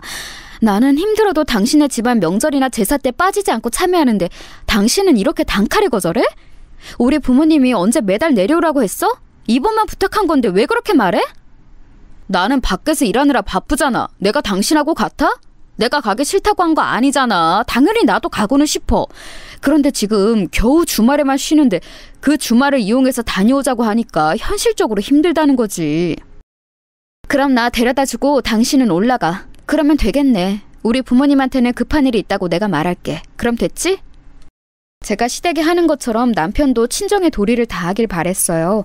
그런데 남편은 일이 바쁘다며 우리 친정 일에는 진심으로 돕지 않았습니다. 너무 속상했지만 언니에게 말했더니 남자들이 원래 그렇다고 저보고 참으라고 하더라고요. 그래서 혼자 친정에 가서 일을 도왔는데 너무 다행인 것은 친정 부모님께서 하던 과수원이 크게 성공했다는 거였습니다. 아니 엄마, 이게 다 뭐야? 우리 이렇게 주문이 많이 들어와? 세상에, 나 살면서 우리 과수원이 이렇게 장사 잘 되는 거 이번이 처음인 것 같은데? 맞지? 맞아. 우리가 이번에 복숭아가 대박인 거 있지? 너희 아빠랑 나랑 고심해서 복숭아를 키웠더니 이게 그렇게 맛있어. 너도 올라갈 때 몇 박스 가져가. 가서 시댁이랑 주변에 드려. 실제로 과수원이 장사가 잘 되기 시작하면서 일하는 사람도 많이 늘어났어요. 얼마나 다행인지 몰랐습니다. 이 얘기를 시부모님 앞에서 했더니 시어머니가 크게 관심을 보이더라고요. 그래? 과수원이 잘 되면 진짜 돈을 많이 번다고 하던데 다행이구나. 사돈께서 열심히 일하시더니 이렇게 성공하셨네. 이제 우리 새아가가 임신만 하면 얼마나 좋으실까? 그러니까요. 안 그래도 남편하고 같이 노력 중인데 도저히 우리 부부에게 아기가 찾아오질 않아요. 병원에서는 제가 몸이 약해서 그런 거라고 하던데 남편하고 요즘 시험관을 통해 가질까 생각하고 있어요. 시험관으로 가지면 몸이 더 약해지지 않을까? 몸에 무리가 가지 않도록 조심해라. 그나저나 세아가 이건 아들한테 비밀로 하고 들어주렴. 조심스러운데 돈을 좀 빌려줄 수 있겠니? 둘째 내가 이사 간다고 하던데 조금 보태준다고 말했거든. 그런데 지금 당장 돈이 없어. 어느 정도가 필요하세요? 저도 제가 일하는 건 아니라 친정 부모님께 따로 말씀을 드려야 해서요. 너무 많은 돈은 조금 곤란할 것 같아요. 많이는 아니고 딱 이사에 필요한 만큼이면 되는데 어떻게 안 되겠니? 일단 아들한텐 비밀로 해다오. 부모가 돈이 없어서 며느리에게 빌린다는 것을 알면 속이 어떻겠니? 시부모님은 우리 친정 부모님의 과수원이 잘 된다는 소식을 듣자 돈을 조금씩 빌려가기 시작했습니다. 처음에는 그렇게 크지 않은 돈이었어요. 그런데 점점 날이 갈수록 빌리는 돈이 많아졌고 심지어 갚는 기한도 늘어나게 되었습니다. 그래서 너무 고민이야. 자꾸 남편한테 비밀로 하라고 하면서 돈을 빌려가더라고. 엄마한테 슬쩍 말하니까 엄마는 신경 쓰지 말래. 어떻게 신경을 안 써? 돈을 갚는 것도 적은 것 같더라. 괜히 시댁에 밉보여서 좋을 게 없으니까 그런 것 같아. 일단 너한테 또 빌려달라는 말 하면 이제 둘러대. 이래서 잘 사는 거 너무 티내면 안 좋다고 하는 건가 보다. 친언니의 조언을 받고 이 뒤로는 시어머니가 친정에 관해 물어도 말을 돌리고는 했어요. 그러자 시어머니도 저에게 대놓고 돈을 빌려달라는 말은 줄어들었습니다. 저는 그래서 아무 문제가 없는 줄 알았죠. 여기에 숨겨진 진실이 있을 거라고는 전혀 몰랐답니다. 한편 저와 남편은 둘 다 아이를 원했어요. 저는 행복한 어린 시절을 보냈기에 아이를 낳아 똑같이 행복하게 살길 원했습니다. 그런데 제가 워낙 몸이 좋지 않으니 자연적으로 아기가 생기지 않더라고요. 아무래도 자연으로 임신하는 것은 어려워 보입니다. 시험관으로 임신하더라도 사모님 몸이 약하니까 만약 임신하게 된다면 절대적인 안정이 필요해요. 그건 꼭 명심하시고 아이를 가지셔야 해요. 알겠죠? 자연 임신이 힘드니 시험관으로 가지려고 했는데 문제는 제 몸이었어요. 워낙 몸 상태가 좋은 편은 아니라 임신하게 되면 그것도 문제였습니다. 하지만 그만큼 아이에 대한 갈망이 매우 컸기 때문에 우리 부부는 시험관 시술을 결정했어요. 엄마, 아이가 왜 안 생기는 걸까? 나는 시험관도 한 번에 될 줄 알았어. 도대체 이게 몇 번째야? 나 너무 속상해. 남들은 원하지 않아도 생기는 게 악이라고 하던데 나는 왜 이러는 거야? 수영아, 너무 속상하게 생각하지 마. 다 사람은 자기의 때가 있는 거야. 너무 아기에 대해 생각하면 오히려 안 생겨. 마음을 편하게 먹어야 아기도 찾아오는 거야. 그러니 걱정하지 마. 몇 번의 시도를 했는데도 아이는 쉽게 생기지 않았어요. 속상한 마음에 친정엄마에게 하소연도 얼마나 했는지 모릅니다. 그래도 남편과 저는 희망을 잃지 않고 계속해서 노력했고 결국 임신에 성공하게 되었습니다. 엄마, 나 임신했어. 어떡해. 나도 이제 엄마가 되는 거야? 나 너무 기뻐. 믿기지 않아. 내가 엄마라니. 나 이 아기 낳으면 진짜 소중하게 키울 거야. 나 닮아서 어디 아프거나 그러지는 않겠지? 그럼 나 너무 속상할 것 같아. 얘는 아직 나오지도 않은 아기 건강 걱정이 웬 말이니? 네 몸이나 걱정해라. 엄마는 네 아기보다 네가 더 걱정이야. 내 새끼. 안 그래도 건강이 안 좋은데 괜히 시험관으로 임신해서 더 안 좋아지면 어떡해. 엄마가 보약 보내놨으니까 꼭 먹어. 알겠어? 보약을 또 보냈어? 이러다 나 보약을 무슨 물처럼 마시겠어. 엄마 덕분에 우리 집은 지금 영양 과다야. 시댁에선 나 임신해도 축하한다고 하고 아무 지원도 안 해주던데 역시 엄마밖에 없다. 제가 임신하고 섭섭했던 점은 바로 이거였어요. 물론 임신했다고 시댁에서 선물을 준다거나 그런 게 당연한 것은 전혀 아니라고 생각합니다. 그런데 진짜 아무것도 해주지 않으니 섭섭하더라고요. 이런 와중에 동서들과 갈등이 본격적으로 시작되었습니다. 그날은 제사 전날이라 며느리들끼리 모여서 음식을 하고 있었어요. 제가 임신한 상태라 계속 오래 앉아 있으며 그렇게 몸이 힘들더라고요. 또 저는 특별히 입덧을 굉장히 심하게 했었습니다. 그래서 음식을 하다 계속 화장실로 가서 위액을 뱉고 있었죠. 아가, 괜찮니? 입덧 때문에 힘들구나. 너무 힘들면 작은 방에 가서 누워있으렴. 나머지는 우리가 할게. 안 그래도 몸도 안 좋은데 걱정이다. 시어머니는 그런 저를 보며 걱정하시며 쉬라고 해주셨어요. 웬만하면 저도 옆에서 같이 음식을 했을 텐데 입덧도 그렇고 유난히 저는 어지럼증이 심하더라고요. 여러분도 임신했을 때 증상이 심했던 분들 있으시죠? 병원에서도 저는 특별히 조심해야 한다고 할 정도라 유난히 조심했는데 그 모습이 동서들에게는 안 좋게 보였나 봅니다. 형님, 나오셔서 식사라도 하세요. 그렇게 누워만 있으면 오히려 더 어지럽지 않아요? 적당히 몸이 움직여야 아이도 더 좋아해요. 엄마가 너무 가만히 있으면 아이가 답답하니까 나오세요. 맞아요. 저도 임신했을 때 누워 있었더니 병원에서 몸을 조금 움직여야 아이가 좋아한다고 하더라고요. 일단 나오셔서 뭐라도 드세요. 아, 또 입덧이라고 못 먹으려나? 아, 지금 나갈게. 이걸 다 만든 거야? 고생했네. 어머님 죄송해요. 다음 제사 때는 그래도 조금 나아진 상태로 올게요. 아니다. 네 몸이 우선이지. 힘들면 언제든지 말하렴. 자, 일단 우리 뭐라도 먹자. 입덧이라 먹을 수 있겠니? 못 먹겠으면 그냥 들어가서 있어. 동서들은 표정도 좋지 않아서 제가 눈치가 많이 보였어요. 하지만 저한테는 아이의 존재가 더 중요했기 때문에 끝까지 모른 척했습니다. 그러다 동서들과 사이가 더 나빠진 계기가 발생했어요. 바로 가족여행이었습니다. 시댁에서 여름 휴가로 같이 강원도 강릉으로 가족여행을 계획했더라고요. 그런데 저는 몸 상태가 좋지 않았고 또 절대 안정이 필요한 시기였습니다.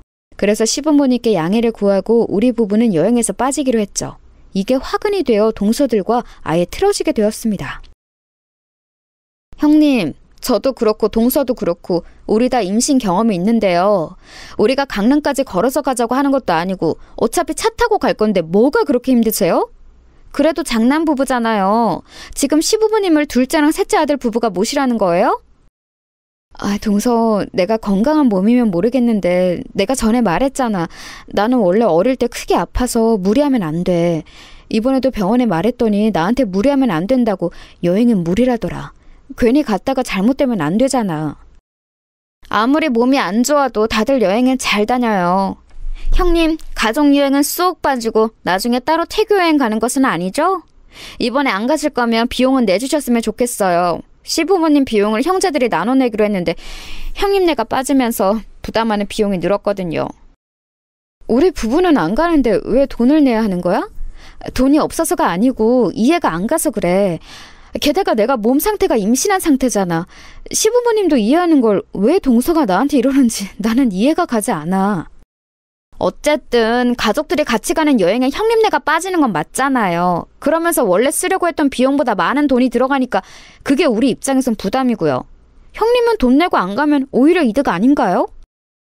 몸 상태가 좋지 않아 여행에서 빠지겠다고 하니 둘째 동서에게 전화가 왔어요. 안 가는 대신 돈을 내라는 말에 너무 황당했습니다. 일단 알겠다고 대답하고 끊고 퇴근한 남편에게 말했죠. 그게 무슨 말이야? 돈을 내라고? 그럴 거면 그냥 우리도 가자. 여보, 많이 무리야? 내가 휴게소마다 서서 당신 상태 살필게. 그리고 강릉 가서 바다를 보며 기분 전환도 되고 오히려 좋지 않을까? 어차피 해외로 가는 것도 아니고 거기에도 병원이 있을 거야. 뭐? 당신의 돈을 안 낼 생각을 해야지 거기서 가겠다고 생각을 하면 어떡해? 너무 당황스럽다. 병원에서도 가지 말라고 하던데 당신은 오히려 가자고? 어떻게 그럴 수가 있어? 당신은 내 걱정 안 해? 에이 여보, 당신 걱정을 안 하는 게 아니고 내 말은 우리가 어디 미국이나 호주를 가자고 하는 게 아니잖아. 강릉에도 산부인과가 있으니까 만약에 힘들면 병원 가면 되는 거지. 나는 당신이 바다를 보면 기분이 좋아질까 봐 그런 거야. 화났으면 미안해. 남편은 그 뒤로도 저를 설득했어요. 그래서 저는 남편의 말에 넘어가서 같이 여행을 가게 되었습니다. 갈 때는 남편의 차를 타고 편하게 이동했는데 확실히 휴게소마다 정차하니 편하게 갈 수 있었어요. 그리고 도착해서도 남편 말대로 바다를 보니 확실히 기분이 좋더라고요. 그런데 그 기분도 오래가지 못했습니다. 사건은 그날 밤에 일어났어요. 세아가 몸이 안 좋아도 옆에 앉아있기라도 해라. 그래도 모처럼 이렇게 가족끼리 여행 왔는데 분위기는 망치지 말자. 응? 너무 힘들면 들어가도 좋아. 숙소에서 술과 음식을 마구 사서 시댁 식구들은 같이 밥을 먹기 시작했습니다. 저는 그때도 입덧이 계속해서 진행 중이었어요. 음식 냄새를 맡으니 자꾸 속에서 뭐가 올라오는 느낌이 들더라고요. 그러면서 두통도 같이 오기 시작했습니다. 도저히 못 버틸 것 같아 일어났더니 셋째 동서가 저에게 말을 걸었어요. 형님, 일어나신 김에 저쪽에서 저희 술 좀 가져다 주세요. 맥주 3병 부탁드려요. 감사합니다. 동서는 그렇게 말하고 몸을 돌려 재밌게 얘기하기 시작했습니다. 당황했지만 맥주만 가져다 주고 방에서 쉬려고 했어요. 그렇게 술이 있는 베란다로 나가서 술을 가져오려고 했는데 순간적으로 머리가 핑 도는 느낌이 들었어요. 어떡하지? 여보. 저는 순간 몸이 너무 무겁게 느껴졌습니다. 그러면서 중심을 잃고 그대로 바닥에 넘어지고 말았어요. 넘어지면서 발목도 헛디뎠고 손으로 술두를 잡아 큰 소리가 나기 시작했죠. 여보! 이게 무슨 일이야? 여보, 괜찮아? 여보! 엄마, 아버지! 119 불러주세요! 수영아, 정신 차려, 수영아! 의식을 완전히 잃은 것은 아니었는데 정신을 제대로 차릴 수는 없었습니다. 그렇게 119가 와서 병원에 실려가게 되었죠. 정말 다행히 저도 아이도 크게 다치지는 않았어요.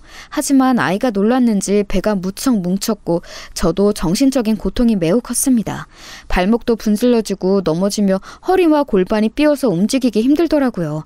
수술하거나 그럴 정도는 아니었는데 확실히 몸에 무리가 가긴 했습니다. 아니, 당신은 왜 형수님한테 술을 가져오라고 시켜서 이 사단을 만들어? 그냥 당신이 가져왔으면 되잖아. 형수님, 괜찮으세요? 임신한 몸인데. 괜찮아요, 서방님. 걱정해 주셔서 감사합니다. 아기가 놀랐는지 태동이 조금 있지만 그래도 무리가 갈 정도는 아니에요. 동서, 나는 괜찮아. 미안해하지 않아도 돼. 동서 때문에 그런 거 아니야. 119에 실려간 거라 가족들이 저를 많이 걱정했어요. 딱 2명의 동서만 빼고요. 동서들은 쓰러져서 응급실에 누워있는 저를 가족들 몰래 째려보았죠. 너무 당황스러웠지만 최대한 모른 척을 했습니다. 시어머니도 그런저런 매우 걱정하셨어요. 아가 괜찮니? 그러게 너무 힘들면 여행 안 와도 된다고 했잖니. 아니 그렇다고 네 탓을 하는 건 전혀 아니란다. 앞으로 혹시 조금이라도 힘들면 제사랑 명절 때 오지 마. 응? 아기 낳고 네 몸이 우선이지. 시어머니의 배려 덕분에 저는 여름에 갔던 가족여행 이후로 제사에 참여하지 않았습니다. 물론 그 과정에서 동서들의 미움을 한 몸에 받게 되었죠. 동서들은 제가 일부러 꾀를 내어 가지 않는다고 생각했나 봐요. 게다가 강릉에서 다쳐서 응급실에 간 것도 일부러 한 거라고 생각하는 모습에 기가 찼습니다. 하지만 제 태교가 우선이니 일단 모른 척했어요. 강릉에서 돌아온 후에 시어머니는 저에게 따로 연락이 오셨어요. 처음에는 제 몸 상태에 대해 걱정하더니 바로 본론을 꺼내셨습니다. 그래서 지금 자금이 조금 부족해. 새아가 친정에 어떻게 부탁할 수는 없니? 이번 사업이 잘 되면 우리 가족이 돈 걱정 없이 살 수 있을 것 같아. 너희 시아버지랑 시동생들이 마지막으로 하는 사업이잖니. 며느리들도 같이 하는 사업이니 잘 될 일만 남았단다. 일단 저는 확실히 할 예정은 없어요. 곧 출산이고 다른 일에 신경 쓰고 싶지는 않아서요. 그리고 돈도 제가 부모님께 또 부탁드릴 수는 없을 것 같아요. 죄송해요. 저도 도와드리고 싶은데 함부로 그럴 수가 없는 상황이잖아요. 그래? 알겠다. 아쉽긴 하네. 이건 분명 되는 사업이고 우리는 가족이잖니.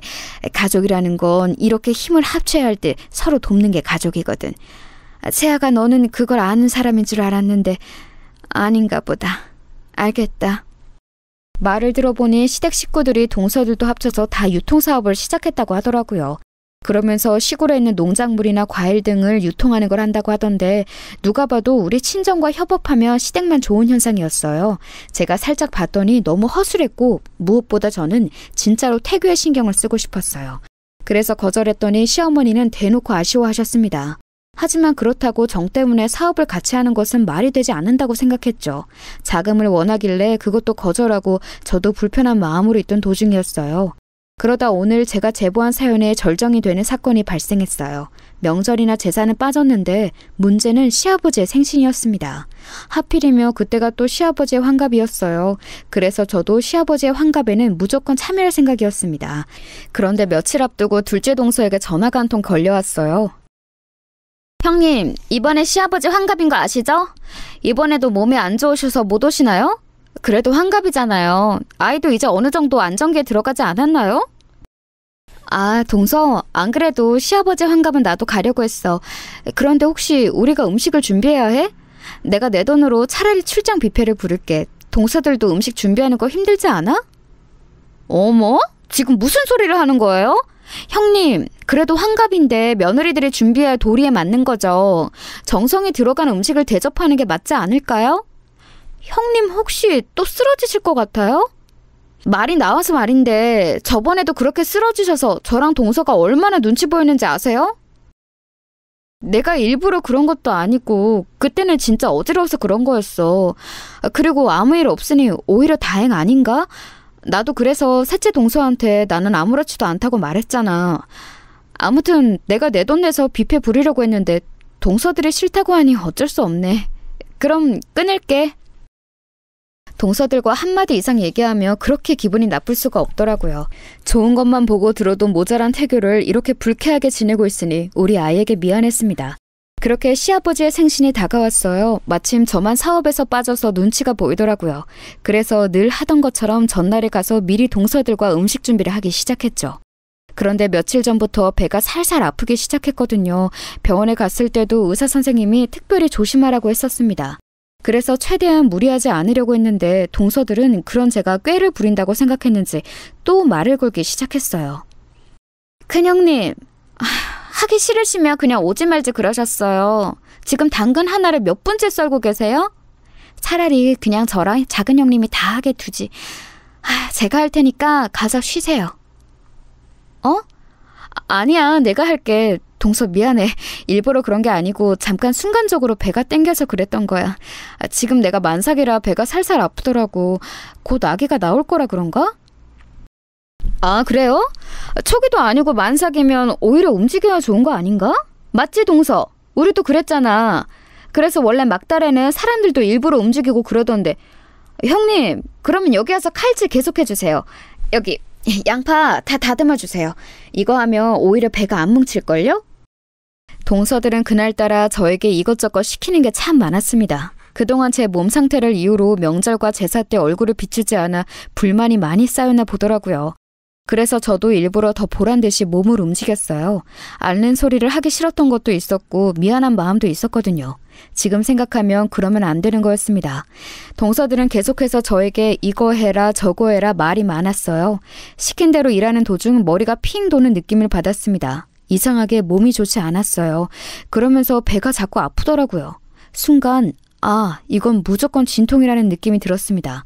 친언니가 저에게 말하길 진통이면 딱 안다고 했었거든요. 이제까지 겪어본 적 없던 그 느낌이었습니다. 순간 악소리를 내며 저는 부엌 한 구석에 쓰러지고 말았어요. 식은땀이 비오듯 오기 시작했죠. 남편이나 시부모님을 부르고 싶었는데 하필이면 그때 집에 동서들과 저만 있었어요. 그래도 사람이 사람을 아무리 미워해도 이렇게 쓰러져 있으면 당연히 걱정하지 않나요? 인간 대 인간으로 길 가다 사람이 쓰러져도 돌아보는데 동서들은 제가 큰 소리를 내며 쓰러져도 제 쪽으로 오지 않았어요. 사람이 아파서 끙끙대는데 어떻게 그렇게 무시할 수 있는지 어마어마하더라고요. 동서! 제가 너무 고통스러워하며 동서들을 불렀는데 동서들은 듣고도 모른 척 하더라고요. 심지어 자기들끼리 뭐라고 했는지 아세요? 너무 충격적인 대화가 제 귀에 들렸습니다. 듣기 싫어. 전혀 또 꾀병 부리네. 진짜 뭘 저렇게 아프다고 난리야? 혼자만 임신해? 동서도 나도 출산 경험이 있는데 저러는 거 너무 꼴 보기 싫어. 왜 저러는 거야? 누가 보면 혼자만 임신했어. 저 정도는 아니지 않아? 그러니까요. 아니 적당히 해야지. 저번에도 저래놓고 온 가족이 응급실로 데려갔더니 아무 문제도 없었잖아요. 제가 그때 얼마나 눈치가 보이는지 몰라요. 맥주 하나 가져다 달라고 했다가 이번에도 그럴걸요? 우리가 한 번 속지 두 번 속아요? 사업도 자기만 쏙 빠졌더라. 이러다가 우리 잘 되면 콩고물이라도 얻으려고 난리치겠지? 그때 가서 친한 척 껴달라고 하면 모른 척하자. 진짜 어쩜 저렇게 얄미운지 몰라. 시골 출신 주제에 뭐가 그리 잘났다고 저러는지 이해가 안 간다니까요. 저렇게 쓰러져 놓고 또 응급실 데리고 가면 아무 이상 없다고 할 게 뻔해요. 그냥 무시하고 우린 계속 텔레비전이나 봐요. 저 대화를 듣는데 너무 속상하고 서러워서 눈물이 나왔어요. 그런데 진짜 이건 아무리 봐도 진통이 맞았습니다. 뼈가 으스러지는 기분이 들었거든요. 당장 병원에 가야 할 것 같았는데 동서들은 끝까지 저를 모른 척했어요.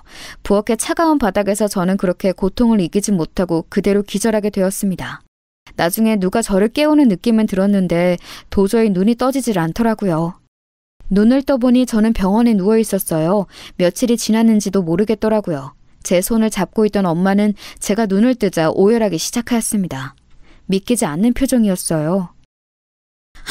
아이고, 수영아. 아이고, 내 새끼.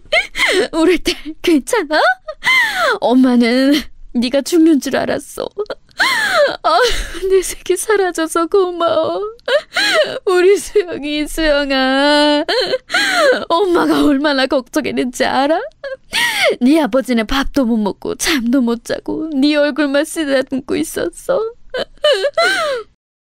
오는 엄마 옆에는 아빠도 눈에 눈물이 맺힌 채로 저를 바라보고 있었습니다. 이게 무슨 상황인가 싶었는데 순간 제 배로 시선이 갔어요. 그런데 배가 심하게 훌쭉했습니다. 만삭이라 누워도 배가 볼록했었는데 누가 봐도 제 배는 평평했어요. 엄마, 내 아기는? 왜 내 배가 훌쭉해? 우리 아기 어디 있어? 수술한 거야? 지금 신생아실에 있어? 우리 아기는 어떻게 된 거야? 제가 묻는 말에 엄마와 아빠는 엉엉 울며 대답하지 못하셨어요.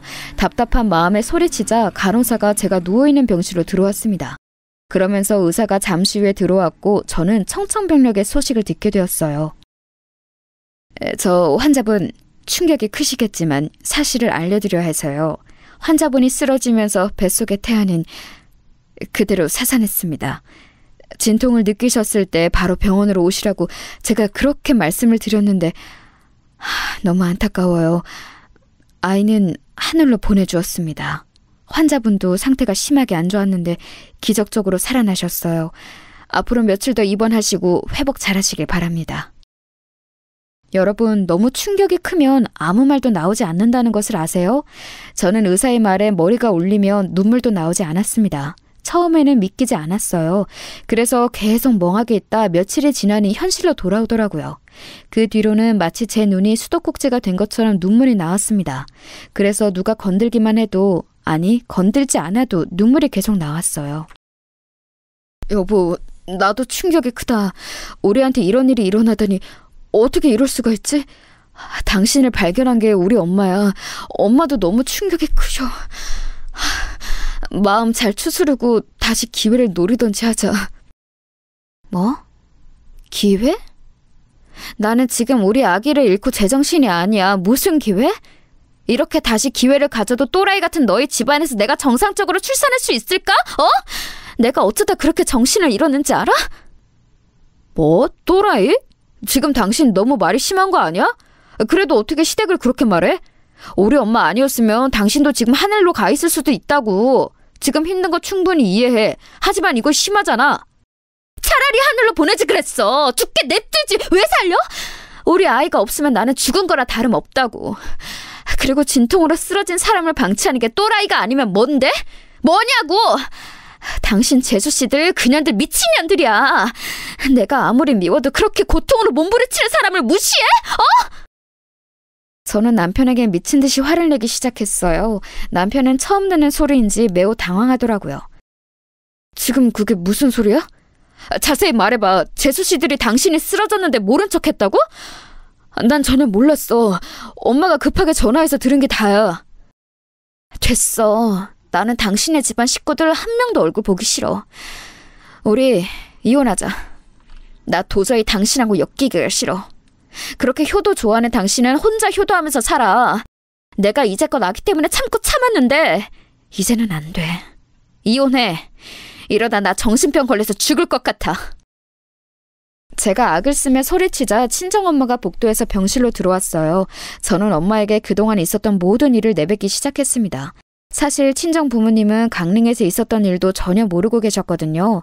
그래서 그때 일부터 시작해서 남편이 혼자 효자짓을 얼마나 했는지, 우리 집은 도와주지도 않으면서 내가 시댁에 가서 얼마나 노동했는지 죄다 하나도 숨기지 않고 얘기했어요. 그렇게 다 내뱉으니 속이 다 시원하더라고요. 이혼할 목적으로 말했으니 속이 아주 편안했죠. 그런데 그렇게 말하니 엄마의 표정이 이상했어요. 나는 이제 이런 미친 집구석에서 며느리짓 하기 싫어. 못해. 엄마는 표정이 왜 그래? 내가 그동안 숨겨서 미안해. 엄마한테는 차마 내가 이런 집구석의 며느리라고 말을 못하겠더라고. 나는 내 새끼가 이런 짓을 당하는지도 모르고 사돈이 돈을 요구하며 그대로 주고 있었어. 네 시어머니가 틈만 나면 우리 과수원 얘기를 하면서 돈을 달라고 하더라고. 나는 우리 수영이가 몸도 아픈데 미움받게 하지 않으려고 얼마나 돈을 많이 썼는데. 뭐? 이건 또 무슨 소리야? 엄마한테 시어머니가 돈을 달라고 했었어? 나 이거 처음 듣는 얘기야. 이게 무슨... 당신이 말해봐. 당신은 알고 있었어? 이번에도 새로 사업을 시작했다며 그러면서 하도 앓는 소리를 하길래 나는 그것도 모르고 우리 농장이랑 과수원이랑 심지어 마을 대부분 농장을 거래처로 소개했어. 그래서 지금 너희 시댁 거래처는 거의 우리 마을 사람들이야. 그런데 어떻게 이래? 여러분 놀라지 말고 들으세요. 알고 봤더니 시부모님들은 우리 친정 부모님들에게 그동안 계속해서 돈을 요구했다고 하더라고요. 심지어 새로 시작한 사업 관련해서도 우리 부모님에게 접근했었대요. 뭐 자식들에게 쓸 돈이라고 하면서 돈을 달라고 하는데 나는 그 돈이 우리 수영이를 위한 줄 알았지. 그런데 막상 내 새끼는 이런 취급을 당하고 있었어? 세상에, 나는 그것도 모르고. 심지어 너희 시댁 식구들이 하는 유통사업에 내가 제일 큰 거래처로 계약도 맺었어. 진짜 미친 집구석 아니야? 나 못 참아. 당장 변호사 선임해. 그리고 당장 계약 파기해. 아니 이 사람들 무서운 사람들이네. 어떻게 이럴 수가 있어? 친언니를 선두로 우리 아빠와 형부까지 나서서 저는 이혼소송을 진행했습니다. 아이를 잃은 슬픔에 저는 깊게 관여하지는 않았어요. 그래서 언니에게 엿들었는데 시댁은 철저하게 망했다고 하더라고요. 남편과 시어머니 그리고 심지어 동서들까지 저를 찾아온 거 있죠. 세아가 내 얼굴을 봐서라도 한 번만 용서해 주겠니? 우리 지금 거래처가 다 끊기면 여기에 들어간 돈이 워낙 많아서 온 가족이 만하게 생겼어. 그러니 한 번만 도와주렴, 응? 형님, 제가 너무 잘못했어요. 저 지금 사업에 들어간 돈을 포함해서 이혼까지 당하게 생겼어요. 한 번만 봐주시면 저 이제 조용히 눈에 띄지 않고 살게요. 제발요. 저 대출 받아서 투자한 사업이에요. 저 이혼당하면 갈 곳이 없어요, 형님. 제가 그때 미쳤었나 봐요. 그렇게 형님이 쓰러졌는데 모른 척한 거 평생 뉘우치며 살게요. 제발요. 수영아, 다시 생각해봐. 우리 다시 처음부터 시작하자. 아직 나는 너를 사랑해. 어? 이렇게 헤어지기엔 너무 아쉬워. 내가 사업하고 돈 때문에 너한테 이러는 건 아니야. 물론 저는 저렇게 찾아와서 말해도 눈 하나 깜빡하지 않았습니다. 내가 며느리로 있을 때 잘하지? 라는 생각만 머릿속을 지배했어요. 특히 동서들한테는 너무 괘씸한 마음이 들었습니다. 그래서 부모님께 말해서 마을 사람들의 거래도 모조리 끊게 했어요. 동서들이 돈이 얼마나 들어갔는지는 제 알 바가 아니었습니다. 그래, 잘 됐어. 이제 그냥 혼자 부모님하고 이렇게 시골에서 살아. 너 몸도 안 좋아서 괜히 임신했다가 아기 낳았으면 평생 힘들었을 거야. 그렇게 아기가 좋으면 언니 아기도 있잖아. 조카들 보면서 위안 삼아. 알겠지? 맞아. 육아가 애들 장난도 아니고 나는 그냥 조카들 보면서 만족하려고. 나도 이렇게 시골에서 마음 편하게 사는 게 최고라고 느껴져. 엄마랑 아빠 모시면서 살아야지. 그 미친 집에서 며느리로 계속 살았으면 나는 도저히 못 버텼을 것 같아. 이렇게 저는 저 미친 집안과 연을 끊게 되었습니다. 알터니가 빠진 것처럼 통쾌했어요. 여기까지가 제가 준비한 사연입니다. 재밌게 들으셨나요? 저는 지금 그래서 부모님 댁으로 내려와 살고 있어요. 다시 시골로 오니까 몸도 마음도 얼마나 편한지 모릅니다. 아마